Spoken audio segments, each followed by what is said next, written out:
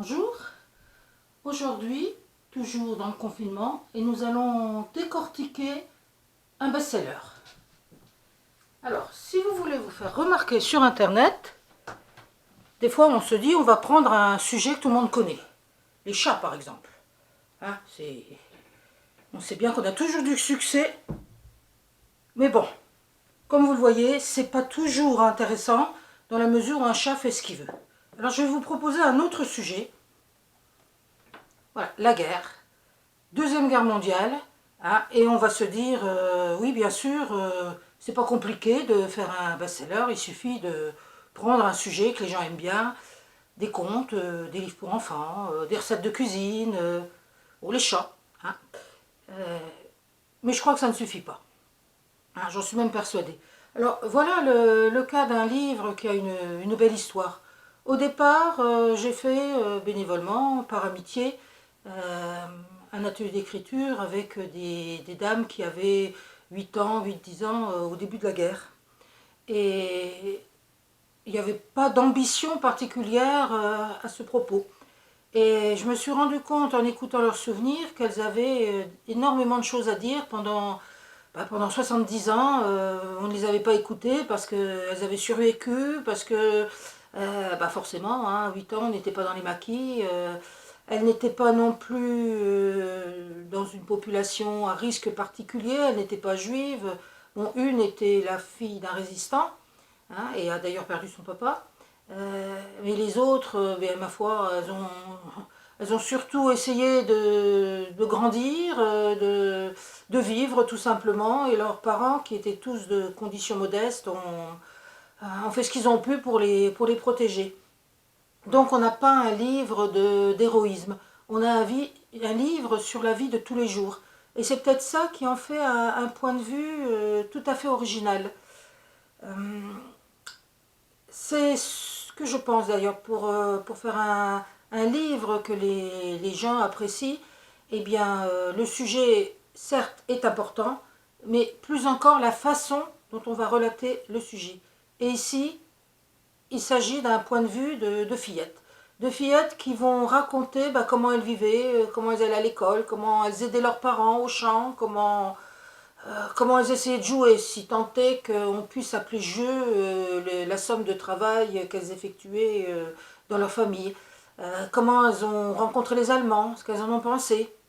Et bien entendu, au fil des mois, des années, elles ont fini par ne pas pouvoir être à côté des horreurs de la guerre. Bon, pour elles, c'était déjà la fin, la difficulté, et puis ça a été l'exécution de voisins, la disparition de petites filles avec une étrange étoile jaune qu'elles étaient obligées de porter. Hein. Ensuite, la libération, et puis pas la fin de la guerre pour elles, pas tout à fait du moins, parce que même encore après, les tickets de rationnement sont là et elles continuent à vivre difficilement. Hein. Donc c'est un livre simple, sous forme dialoguée. Hein. J'ai voulu respecter au maximum la pensée et l'expression de ces dames. Et pour faire le lien entre tous ces souvenirs, j'ai inventé un personnage fictif, Arthur, qui est un jeune de notre époque, qui a l'âge qu'elles avaient pendant la guerre, donc forcément qui va grandir à travers les chapitres. J'ai également mis dans ce livre beaucoup de photos d'époque, hein, qui nous plongent bien dans cette vie. Et à la fin, une annexe où je donne les témoignages souvent émouvants que j'ai reçus ensuite. Hein, et aussi, j'explique la genèse de ce livre. Alors, best-seller, pourquoi? Eh bien, là, nous sommes déjà dans la deuxième réédition. Ce qui n'est pas mal pour un livre en auto-édition, qui n'a pas de diffuseur, qui n'a donc évidemment pas d'éditeur, qui est simplement présenté au public lors de fêtes communales ou de petits salons.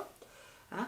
Eh bien, je peux mettre tous mes livres sur la table devant moi, le public va directement vers ce livre. Hein. Et c'est ça qui fait la magie du best-seller. C'est peut-être justement parce que, sans vouloir le viser, il a trouvé un public, et un public élargi.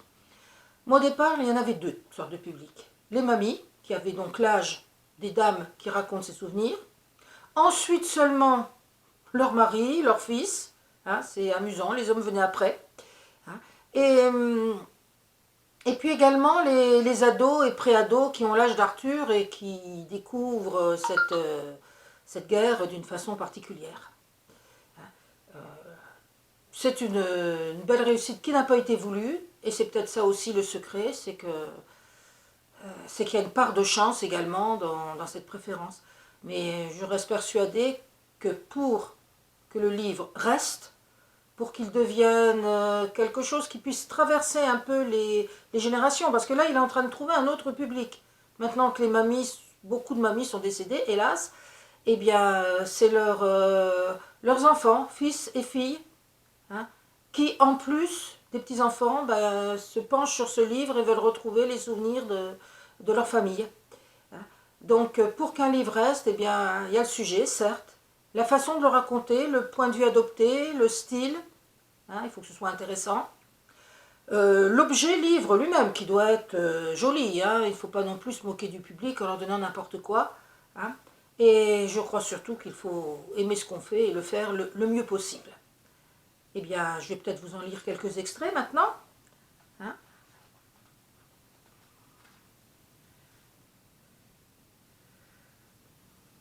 Arthur, qui est donc le petit-fils qui vit à notre époque.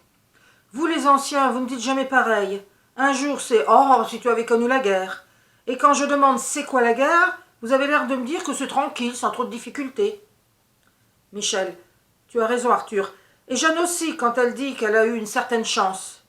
Mais bien sûr, la vie de tous les jours était loin d'être belle. Souviens-toi, Jeanne, le savon et le shampoing qui faisaient les beaux cheveux, selon toi. Il était loin de laver correctement. Le manque d'hygiène nous laissait une sorte de gale sur la peau des jambes qui n'en finissaient pas. Nous n'avions rien pour les soigner, et nos parents ne nous avaient pas appris à nous laver intimement comme on le fait maintenant. Le corps était tabou, et on gardait les mêmes habits toute la semaine avec un tablier dessus pour éviter les taches. On se changeait le dimanche, mais il n'y avait pas de salle de bain pour se décrasser à fond. Geneviève, et le linge, souviens-toi, quelle corvée pour le nettoyer à la main. C'était une tâche exclusivement féminine. Donc elle raconte comment on fait le linge, les vêtements, et puis, ma foi, la santé, Michel. Et il valait mieux ne pas tomber malade à cette époque-là. J'ai eu cette chance pendant la guerre. Du moins, je n'ai rien eu de grave. Pourtant, j'ai les souvenirs des lavements au Dienol quand j'avais la fièvre et des cataplasmes à la farine de lin et à la moutarde. Pour les rhumes, c'était des gouttes d'huile guénolées et les parents avaient des ventouses. Au printemps ou à l'entrée de l'hiver, la cure d'hurle de foie de morue était obligatoire. Une cuillère tous les matins à jeûne, quelle horreur! Elle n'était pas raffinée et vraiment mauvaise. Elles allaient à l'école également. Jeannette. Effectivement, guerre ou pas guerre, avant 12 ou 13 ans, c'est l'école. Tous les jours, sauf le dimanche et le jeudi, au lieu du mercredi comme aujourd'hui.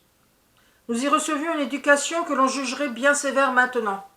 Un maître, ou plus souvent une maîtresse, dont on ne discute pas les principes, des salles de classe souvent uniques avec plusieurs cours, peu de matériel individuel, et quand nous revenions à la maison, nous aidions nos familles, en plus des devoirs scolaires.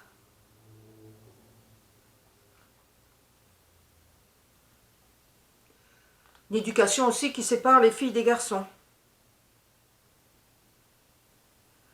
Marie. Pendant que les filles cousaient, les garçons effectuaient du travail manuel avec du carton et du bois. Arthur. Et vous appreniez quoi d'autre? Geneviève. Eh bien justement, à propos, je continue mon histoire de rentrée à Genscourt. L'après-midi, je monte avec les élèves du cours moyen, deuxième année. Donc elle va raconter tout ce qu'elle faisait. Chaque matin aussi, cours d'instruction civique et de morale, chant ou récitation. Puis se succèdent dictées, questions de grammaire et de compréhension, problèmes d'arithmétique et de géométrie, lecture, interrogations sur les leçons précédentes, d'histoire ou de sciences naturelles, dessin. Quant aux exercices de couture dont nous venons de parler, ils se déroulent pendant que la maîtresse nous lit des descriptions de paysages de France. Pas une minute de perdu pour étudier. Il y a l'époux aussi.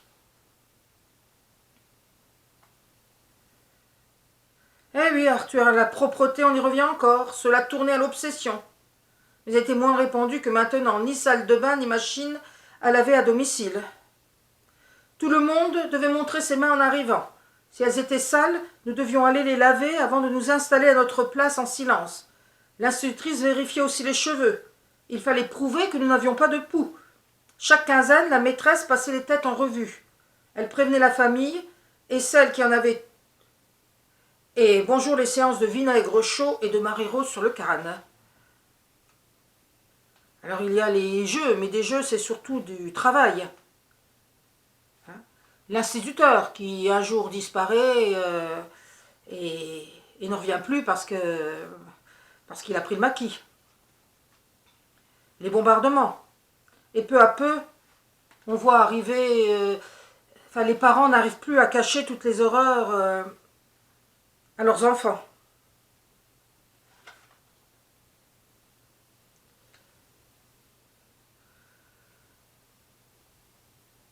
Je n'ai pas de souvenir particulier des bombardements. Par contre, il y avait une sorte de peur qui arrivait souvent.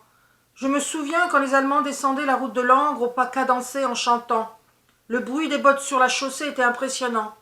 Certains portaient de gros colliers, formant sur la poitrine une grosse plaque. C'était la Feldgendarmerie. Ils réquisitionnaient des ouvriers auprès des artisans et des commerçants pour aller travailler à la caserne. Les jeunes se cachaient dans la campagne pour ne pas y aller. Les femmes les femmes aussi fuyaient. Il fallait également des hommes pour surveiller les ponts du canal. Mon père est revenu de prisonnier en 1943 et il a dû faire la garde plusieurs fois au grand désespoir de ma mère. C'est aussi cette année-là, 1943, que les Cosaques sont arrivés. Je ne peux pas affirmer qu'ils étaient russes, mais c'était leur surnom, des sauvages. Tout le monde avait peur d'eux. Il ne fallait pas être dans les rues le soir et être seul. Ils cassaient tout, ils arrachaient même les roses. Cela, je ne l'ai jamais compris, même les roses. Alors les bombardements, bien sûr, les ruines. Et puis, un chapitre que j'ai eu énormément de mal à écrire parce que les souvenirs bloqués à chaque fois, c'est celui de l'étoile jaune. Toutes ces petites filles ont assisté, enfants donc, à des arrestations de copines, même dans les salles de classe.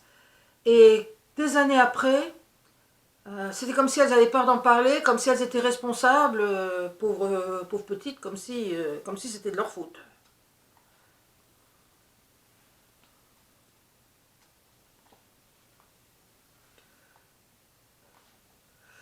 Paulette, ma sœur avait 2 copines juives au cours complémentaire à Bourbonne. Elle devait avoir 13 ou 14 ans. L'âge des élèves de ces classes où l'on suivait en sortant du certificat d'école, que l'on suivait en sortant du certificat d'études primaires lorsqu'on n'allait pas au lycée. C'était une sorte d'école ménagère, obligatoire pour les filles de la campagne qui ne faisaient pas d'études supérieures. Leurs parents pouvaient alors toucher une petite allocation. La police française est venue très tôt le matin